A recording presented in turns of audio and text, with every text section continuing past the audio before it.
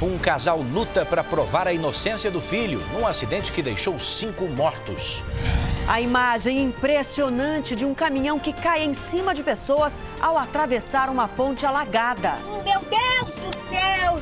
Caos da saúde do Rio. Justiça dá 24 horas para governo liberar recursos. Ele falou que não era risco de morte e ele está morto! Rodoviárias lotadas para as festas de fim de ano. O pico do movimento é agora à noite e amanhã cedo. Presidente do Supremo rejeita a pressão de Eduardo Cunha e diz que decisão do tribunal sobre impeachment é clara. Delator da Lava Jato deixa presídio para passar Natal e Réveillon com a família. E um exemplo de superação. Você vai conhecer o jogador de basquete que não tem parte de um dos braços e é sensação no campeonato universitário dos Estados Unidos.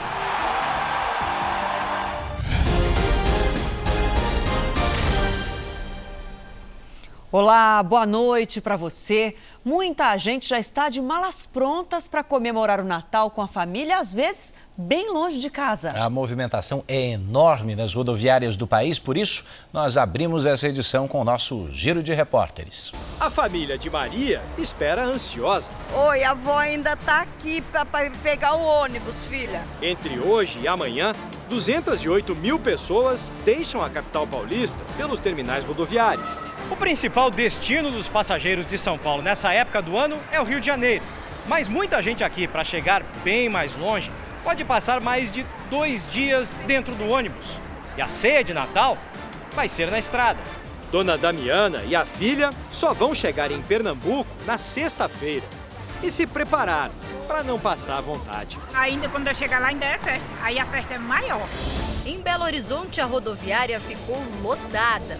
Haja braço para carregar tanta mala. Vale todo esforço. Vale que as férias, a gente arruma as férias e enche de malas, né? Era tanta gente que faltou até lugar para sentar. O jeito foi se acomodar no chão mesmo. Afinal, no fim do ano, a espera pelos ônibus é longa. Vai esperar minha mãe chegar ainda, tem que esperar muito tempo. A expectativa é que 156 mil pessoas saiam da capital para aproveitar o Natal. Os destinos mais procurados são cidades do interior do estado, mas quem deixou para comprar passagem de última hora corre o risco de voltar para casa. Vou ver se consigo, se não conseguir aqui é o dia de avião, né? Enquanto uns vão, outros voltam. Maria de Fátima saiu de Goiânia e estava ansiosa para voltar para casa. O melhor Natal é na sua casa, junto com os nossos familiares. Cerca de 500 mil pessoas devem passar pela rodoviária de Goiânia até amanhã, entre passageiros e acompanhantes. É quase o dobro de uma semana normal. No meio da multidão, Luciane arranjou um cantinho para descansar. O desafio dela era encarar as 15 horas de viagem. Passou o ano todo longe, pelo menos o Natal tem que estar pertinho. No terminal rodoviário de Salvador, o movimento foi intenso durante todo o dia. Na mala, os passageiros levam presentes e não escondem a ansiedade da chegada do Natal. Estou indo passar o Natal e o Ano Novo com a família do namorado, estou levando presente para a sogra. A expectativa é que 160 mil pessoas deixem a capital baiana aqui pela rodoviária. Para dar conta da procura de passagens, as empresas de ônibus disponibilizaram 900 horários extras. Conceição vai chegar no Piauí na véspera de Natal. Para ela, o maior presente é rever os parentes. Família é a base de tudo. Um acidente impressionante deixou 3 pessoas feridas em Cruz Alta, no Rio Grande do Sul. Um caminhão tentou passar por uma área alagada e acabou tombando sobre pedestres. 5 pessoas estão ilhadas sobre uma ponte na cidade de Cruz Alta, no noroeste do estado. Um caminhão tenta atravessar, mesmo com a estrutura submersa. Quando passa bem ao lado dos pedestres, o veículo tomba. Meu Deus do céu, Jesus! Quem estava por perto corre para socorrer as vítimas. O motorista consegue sair por uma das janelas. Uma mulher e um garoto de 14 anos ficaram presos entre o caminhão e os ferros da ponte.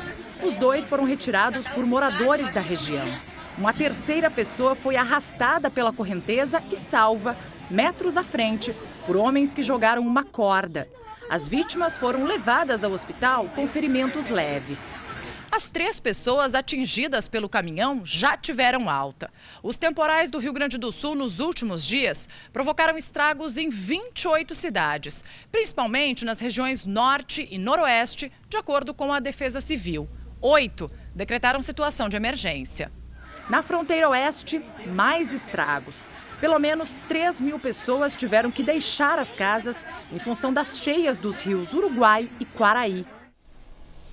Um casal que perdeu 5 pessoas da mesma família num acidente em 2009 luta para tentar reabrir o processo do caso. Naquela época, a perícia concluiu que a culpa tinha sido do filho deles, motorista de uma perua que bateu de frente com um caminhão. Só que uma segunda perícia aponta que o acidente foi provocado, sim, pelo caminhoneiro. E agora a família está sendo ameaçada por tentar levar o caso adiante. Uma foto de aniversário. Esta é a última lembrança da família poucos dias antes do acidente, há 6 anos. Eles faleceram na madrugada de sábado para domingo. Na terça-feira anterior, a minha filha havia completado 8 anos. E essa foto foi feita na quinta-feira. Milene viajava com os tios pelo interior do Paraná. Aguinaldo levava os pais da mulher, Rosana, até a casa de parentes. Mas o passeio acabou neste trecho da rodovia PR-323, na volta a São Paulo. Apenas a filha de Rosana sobreviveu à batida de frente com o caminhão. Os outros 5 morreram na hora. De repente, Luzia ficou sem o filho. Cada dia é mais difícil. Segundo as investigações feitas pela Polícia do Paraná, Aguinaldo perdeu a direção da perua quando subia numa curva. O motorista do caminhão, que trafegava na descida com quase 30 toneladas de carga, não teria como desviar. Ele nada sofreu. Mas para a família, o que aconteceu naquela noite ainda não está esclarecido. Eles não acreditam que Aguinaldo provocou o acidente. A versão de que o carro dirigido por ele invadiu a pista contrária é contestada. Uma perícia feita em São Paulo conclui essa história de uma outra forma. A responsabilidade pela batida seria do motorista do caminhão. O perito, que a pedido da família examinou o caso, acredita que há falhas na investigação. Para ele, o caminhoneiro tentou uma ultrapassagem em local proibido. A velocidade em que estava o caminhão ainda é um mistério, já que o tacógrafo desapareceu. Segundo ele, há um detalhe fundamental para se compreender o acidente. Pelo capotamento da carreta. Porque se a Kombi bate na carreta, uma Kombi no aclive acentuado, com 6 pessoas dentro, com certeza não desenvolveu uma velocidade muito grande. O máximo que haveria é uma colisão. Ele ainda cita um trecho deste relatório, assinado por um policial civil. A falta de informações precisas com referência ao citado acidente se deve ao fato desta delegacia não ter sido informada. E só no dia seguinte que foram comunicar. O presidente da Comissão de Trânsito da OAB de São Paulo também estranhou a delegacia não ter sido avisada no dia do acidente e levanta uma outra possibilidade. Por cautela, o representante do Ministério Público, sabedor de que existe um laudo divergente daquele laudo que foi produzido no processo, requerer um terceiro laudo, pode ser até mesmo particular ou privado, para estancar essa dúvida. A Justiça arquivou o caso.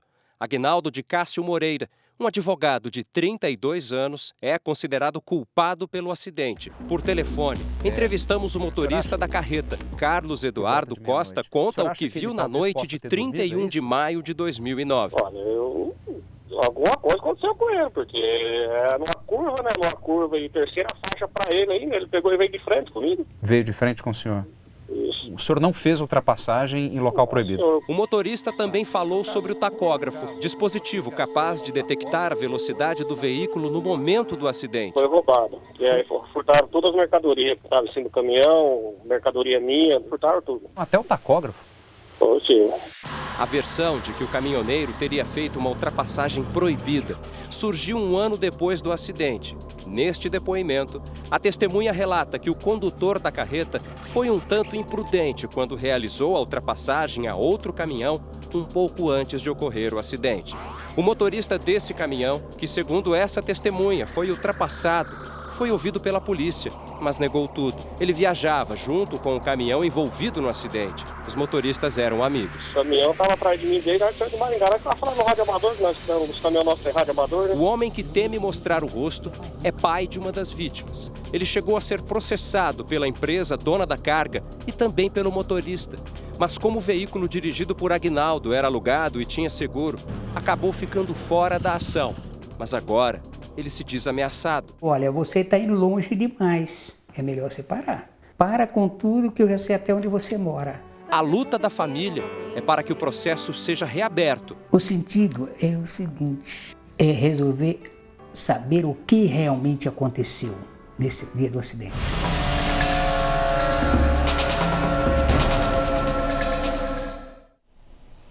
Operação Lava Jato. O ex-diretor da Petrobras, Nestor Cerveró, deixou hoje a prisão para passar o Natal e o Ano Novo com a família. Já o doleiro Alberto Youssef preferiu ficar preso. Nestor Cerveró deixou a carceragem da Polícia Federal em Curitiba no final da manhã.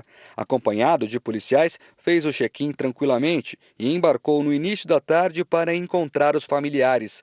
Desembarcou no Rio de Janeiro e foi direto para casa, onde vai passar os próximos 10 dias escoltado pela PF. Ele está sendo monitorado por uma tornozeleira eletrônica e, por questões de segurança, o local em que vai ficar não foi revelado. Como está fazendo delação premiada e colaborando com as investigações, o Supremo Tribunal Federal deu permissão para Cerveró passar o Natal e o Ano Novo com a família. Um benefício parecido tinha sido concedido a Alberto Youssef, um dos principais operadores da corrupção na Petrobras. A família dele chegou a alugar uma chácara na região de Curitiba para passar o fim de ano com o doleiro, mas essa manhã ele se recusou a deixar a cela. Segundo os advogados, a saída de Youssef da prisão tinha regras mais rígidas e não permitia que o doleiro ficasse com a família em tempo integral. E por isso ele decidiu ficar preso. Com relação a esta saída natalina, ele entendeu que ficou extremamente rigoroso, que inviabilizou, ele se sentiu injustiçado pela forma como as cláusulas foram interpretadas e, em razão disso, ele desistiu da saída, ele desistiu do benefício. Youssef e os outros 7 presos que permanecem na sede da PF em Curitiba, incluindo o pecuarista José Carlos Bunlai, amigo do ex-presidente Lula, terão uma ceia bem modesta, apenas com refeição normal servida pelos carcereiros, frutas e biscoitos. Já os 10 investigados que estão nesse presídio na região de Curitiba, entre eles o empreiteiro Marcelo Odebrecht e o ex-ministro José Dirceu, terão direito a panetone, arroz, carne sem osso, macarrão e maionese. O presidente do Supremo Tribunal Federal, Ricardo Lewandowski, recebeu hoje o deputado Eduardo Cunha, presidente da Câmara, que promete recorrer do resultado do julgamento sobre as regras do impeachment e pede pressa ao STF.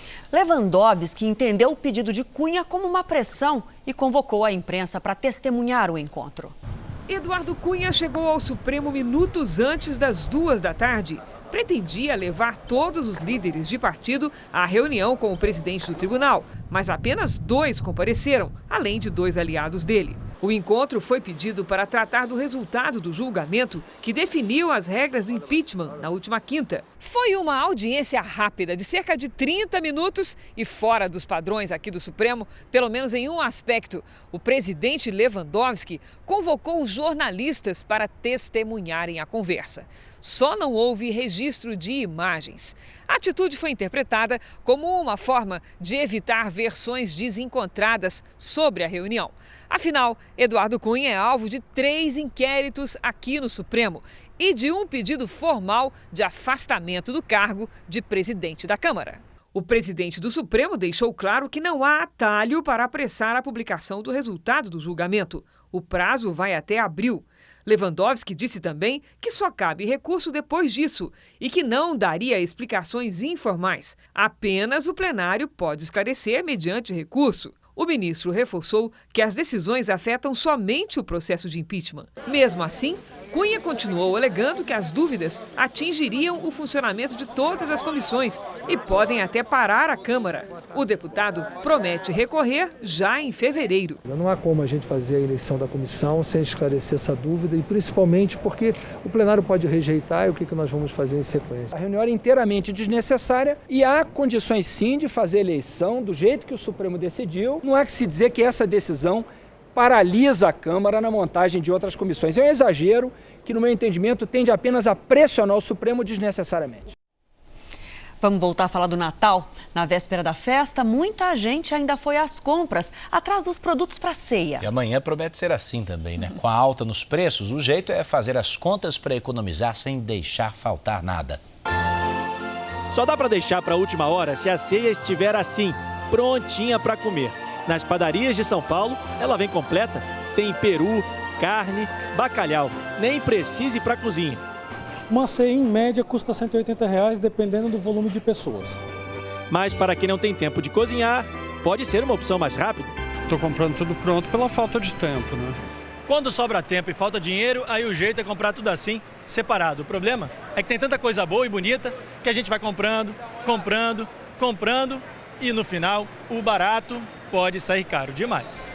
E se a família é grande, nem promoção resolve. É preciso ser especialista para apertar o cinto? A contadora Luciane veio sozinha pesquisar os preços até caber no orçamento.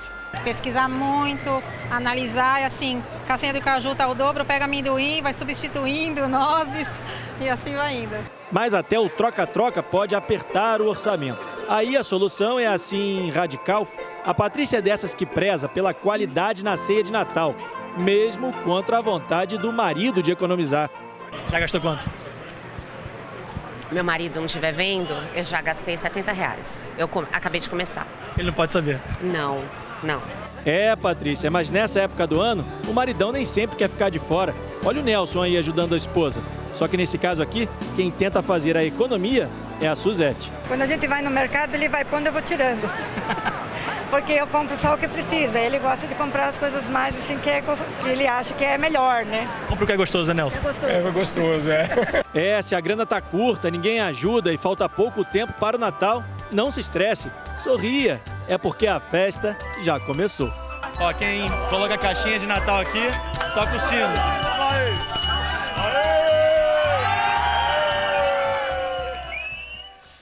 Bom, e agora vamos falar sobre as férias escolares que estão a todo vapor. E para enfrentar esse período, os pais precisam ter criatividade para divertir os filhos e principalmente não gastar muito, né? Haja jogo de cintura, né? A notícia para os pais não é nada boa. Em média, subiram 12% os preços dos produtos e dos passeios que a criançada mais gosta. A princesa Maria Eduarda ficou encantada. Porque é muito rosa. Eu gosto de rosa. Para ficar assim, toda produzida, R$30. Quando coloca a coroa, se transforma. Se quiser passear de trenzinho, mais R$10. Muito dinheiro no bolso, porque para onde você vai, você gasta demais. Esse brinquedo desse shopping na Grande São Paulo é o mais concorrido. Tem gente que chega a ficar cerca de 20 minutos na fila. De acordo com o IBGE, nesse fim de ano subiu 12% o preço das coisas favoritas das crianças. A alegria delas é a tristeza dos pais. A gente tenta se controlar ao máximo que pode. A dica é fugir dos shoppings e correr para os parques. Para passar uma tarde gostosa e barata, né? Henrique aprovou a ideia. Acho bem legal andar de bike por aí. É bem mais legal. Marcela é mãe de 2 filhas e sabe como fazer para ter equilíbrio nas contas. Uma passeada no shopping com as crianças é menos de R$200, não sai. Aqui eu só pago R$10 de estacionamento e tá ótimo. Compro um sorvete e eles estão felizes. O Jornal da Record está de volta para você saber que a presidente Dilma vai passar o Natal com a família em Porto Alegre. Antes, porém, esteve em São Paulo, onde passou por uma consulta médica de rotina. Com a crise na saúde do Rio de Janeiro, a presidente Dilma decidiu cancelar a viagem que tinha para a capital carioca. No início da tarde, a presidente esteve em São Paulo para entregar exames e fazer uma consulta de rotina com seu médico particular. Em seguida, ela foi para Porto Alegre. A presidente vai passar o Natal no Sul, onde também deve acompanhar o nascimento do neto. A filha de Dilma está prestes a dar à luz a um segundo menino. Com a folga de fim de ano cancelada, na segunda-feira ela já volta a Brasília para uma reunião com a nova equipe econômica. Dilma deve preparar com os ministros da Fazenda e do Planejamento o pacote de medidas que o governo pretende adotar em 2016 para recuperar a economia do país. Véspera de Natal com pancadas de chuva na maior parte do país. Os ventos úmidos que vêm do mar em direção ao litoral nordestino trazem chuva forte entre Alagoas e Ceará. Na noite de Natal, a chuva avança com risco de muitos raios sobre o estado de São Paulo, Mato Grosso do Sul e em grande parte da região sul. Esta será a primeira noite de Natal com lua cheia dos últimos 38 anos. E ela estará mais visível do Rio de Janeiro ao Piauí, onde o tempo será seco. Chove entre a região norte e Mato Grosso, mas as pancadas serão mais passageiras. A sensação será de calor em todas as regiões e a máxima é de 31 graus em Manaus. Em Vitória, faz 32 graus. No Rio de Janeiro, muito sol e calor e a máxima é de 35 graus. Em Brasília, faz 30 graus. Em Fortaleza, 33. Em São Paulo, ainda há risco de temporais no fim do dia, mas antes faz calor com 31 graus. Na Itália, o governo baixou medidas para enfrentar a poluição. O clima seco deixa o ar ainda pior. No rodízio de emergência em Roma, metade dos carros e motos fica fora de circulação. A restrição alterna as placas final par e ímpar. A multa para quem não respeitar a regra equivale a R$ 650. O governo federal criou um fundo equivalente a 21 milhões de reais para compensar os municípios que deixarem de cobrar passagem de ônibus em dias críticos. Em algumas partes da Itália, a quantidade de partículas poluentes no ar pode chegar a 3 vezes o nível permitido pela União Europeia. A situação se agrava por causa da falta de chuva e vento. Comerciantes temem prejuízos. Com a circulação de carros limitada, muitas pessoas podem desistir das compras de Natal.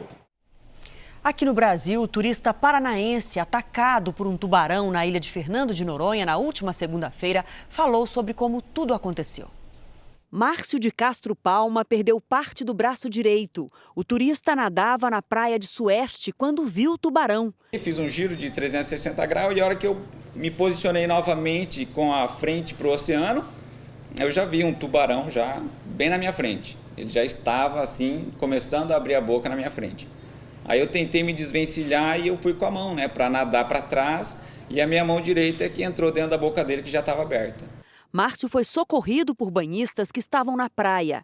Ele deve permanecer no hospital por pelo menos uma semana e ainda vai passar por novas cirurgias. Com o sistema de saúde do Rio de Janeiro na UTI, o governo federal criou hoje um gabinete de crise para ajudar o estado. Uma crise sem fim. Nesta quarta-feira, novas cenas de desespero na porta do Hospital Getúlio Vargas, na zona norte do Rio. Ele falou que não era risco de morte e ele está morto! Ele está morto! Quem buscou a emergência encontrou um aviso. Apenas pacientes com risco iminente de morte poderiam ser atendidos. No Hospital Rocha Faria, na Zona Oeste, funcionários com salários e 13º atrasados também protestaram. Eu já falei! Vou repetir! O salário tem que sair! As principais unidades estaduais funcionam de maneira precária. No Rio de Janeiro, a saúde sofre um dos momentos mais críticos da história. Diante da situação, o governo federal criou uma força-tarefa. Nesse gabinete de crise, nós vamos unir as 3 redes, federal, estadual e municipal, para encontrar uma solução o mais urgentemente possível para o problema da saúde que está grave no momento no Rio de Janeiro. O gabinete de crise também se reuniu com o novo secretário estadual de saúde para cobrar ações que restabeleçam o atendimento nas unidades de saúde. A Prefeitura do Rio anunciou que vai emprestar 100 milhões de reais ao estado até amanhã. Há pouco, o governador Luiz Fernando Pezão anunciou que vai decretar situação de emergência na saúde. A Justiça expediu uma liminar que obriga o Estado a depositar no Fundo Estadual de Saúde 12% de sua receita no ano. É a alíquota prevista por lei. O governo tem até amanhã. Se não cumprir a decisão, terá multa diária de R$50 mil. E tanto o secretário estadual quanto o governador terão multa a pagar. Serão R$10 mil por dia para cada um. O governo do estado alega que a queda no preço do petróleo prejudicou a arrecadação e os repasses para a saúde. Mas para este especialista, os problemas são outros. Eu acho que o primeiro problema de gestão é o descumprimento do orçamento e o descumprimento da norma constitucional. É preciso que o gestor tenha como meta cumprir a Constituição. Segundo, o mau gasto do dinheiro público. Gastos exacerbados, compras superfaturadas, instituições como, por exemplo, organizações sociais, na mão de pessoas que não têm idoneidade moral. O governo do Rio de Janeiro não quis comentar a crítica do nosso entrevistado. Em nota, disse que o Estado não tem máquina de fazer dinheiro e que, com a obtenção de recursos de 297 milhões de reais, vai iniciar a regularização do atendimento na rede de saúde. Começaram hoje as obras de emergência na Estação da Luz, em São Paulo. Os reparos devem durar 3 dias. A estação teve a estrutura comprometida pelo incêndio que destruiu o Museu da Língua Portuguesa. O trabalho de escoramento das paredes internas já começou. Até segunda-feira, técnicos vão avaliar se as plataformas da estação podem ser liberadas para os passageiros. De volta aqui com o tema natalino, você sabe que tão importante quanto o presente nesse Natal é a embalagem que envolve o produto, viu? Tem que caprichar, né? Com originalidade, a embalagem dá outra cara ao que está dentro do pacote. E para fazer um embrulho especial, nem é preciso gastar muito não, viu? A alegria de descobrir o que está dentro de um pacote como este. As reações, né, que a pessoa vendo você abrindo o presente que você ganhou, é fantástico, é muito gostoso. E se a embalagem for bonita? A embalagem já é o cartão de entrada. Nas papelarias, opções variadas de caixas, sacos, papéis, tamanhos e cores para todos os gostos. O movimento aumenta nessa reta final por causa dos atrasadinhos. É uma correria tremenda, é muita gente que deixa para os últimos dias. Tanto é que amanhã a gente vai estar aberto até às 16 horas, porque tem certeza que tem muito cliente ainda para comprar. Personalizar a embalagem também pode ser uma boa ideia. Pensando nisso, esta empresa, olha só, criou carimbos específicos que você pode utilizar para decorar o seu papel de presente do jeito que você quiser. É bem simples, papel craft custa mais ou menos R$2, 2 folhas na papelaria. E olha só, esse fui eu mesma que fiz e levei menos de 1 minuto. Ideia que vem ganhando cada vez mais clientes. O volume aumentou de um ano consecutivo para este, né? E a gente está 10% a mais aí nas vendas. Para crianças, em vez do lápis, giz de cera. Bolinhas de pompom também deixam um presente mais alegre. Pode ser uma lembrancinha, mas, embalada com carinho, faz toda a diferença. Depois de receber um presente bonito com embalagem bonita, é só desejar Feliz Natal. Exatamente, e pro abraço. Olha, os 5 times brasileiros que disputarão a Libertadores do ano que vem já conhecem seus rivais. O São Paulo, que se prepara para disputar a fase de classificação, apresentou o novo técnico. Depois de um colombiano, a vez de um argentino. Edgardo Bauza, de 57 anos, foi apresentado como novo treinador e terá a missão de fazer o São Paulo ser campeão de novo, o que não acontece desde 2012, com a conquista da Copa Sul-Americana. Na sua primeira entrevista, Bauza deu uma ideia de como será seu time. A ideia é que ataquem todos e defendam todos. Obviamente que São Paulo, por sua história e o que tem, há que tentar ganhar todos os partidos e em donde se juegue. A primeira tarefa de Edgardo Bauza será lutar contra o tempo. O São Paulo estreia na primeira fase da Libertadores no dia 3 de fevereiro. Como os jogadores só voltam das férias no dia 6 de janeiro, ele terá menos de um mês para conhecer seu novo time. O São Paulo vai enfrentar o César Vallejo do Peru na fase eliminatória. Se conseguir a classificação, estará no grupo 1, ao lado do River Plate da Argentina, do The Strongest da Bolívia e do Trujillianos da Venezuela. O Palmeiras caiu no grupo 2 com o Nacional do Uruguai, Rosário Central da Argentina e o vencedor do confronto entre River Plate do Uruguai e Universidade de Chile. No grupo 5 do Atlético Mineiro estão Colo-Colo do Chile, Melgar do Peru e o vencedor de Independiente do Equador e Guarani do Paraguai. O grupo 6 do Grêmio é considerado o mais equilibrado. Tem São Lourenço da Argentina, LDU do Equador e Toluca do México. O Corinthians ficou no grupo 8 com Cerro Porteño do Paraguai, Cobresal do Chile e o vencedor de Oriente Petroleiro da Bolívia e Independiente Santa Fé da Colômbia. O último título de um clube brasileiro na Libertadores foi do Atlético Mineiro em 2013. Agora um exemplo de superação. Nos Estados Unidos, um jogador de basquete que nasceu sem um antebraço virou a sensação da Liga Universitária. No país em que o basquetebol movimenta 4 bilhões e meio de dólares, a categoria universitária é uma das mais disputadas pelos jovens atletas que sonham em um dia jogar na NBA. O caminho é longo, cheio de obstáculos, mas para Zach Hodgkins, o desafio é ainda maior. O atleta nasceu sem um antebraço, mas a paixão pelo esporte fez com que o jogador driblasse as dificuldades como se fossem apenas os adversários de quadra. Zach ganhou destaque quando ainda jogava pelo colégio na Geórgia. Ele fazia uma média de 12 pontos por partida e tinha um aproveitamento de 37% dos arremessos. E foi justamente isso, a boa performance do jovem atleta, que chamou a atenção dos olheiros. A garra e a velocidade em quadra, o passe preciso, o drible desconcertante deram a ele um lugar em um dos times universitários mais conceituados, os Gators. Na equipe da Flórida desde a temporada passada, ontem ele finalmente estreou o placar. Zach marcou seus primeiros pontos na primeira divisão da Liga de Universidades. Um jogo para ficar na história do ala armador.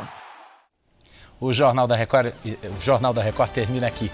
Para rever as reportagens dessa edição, você acessa a R7 Play. Uma ótima noite para você. Fique agora com a retrospectiva dos famosos. A gente se vê amanhã. Até lá. Boa noite e até amanhã.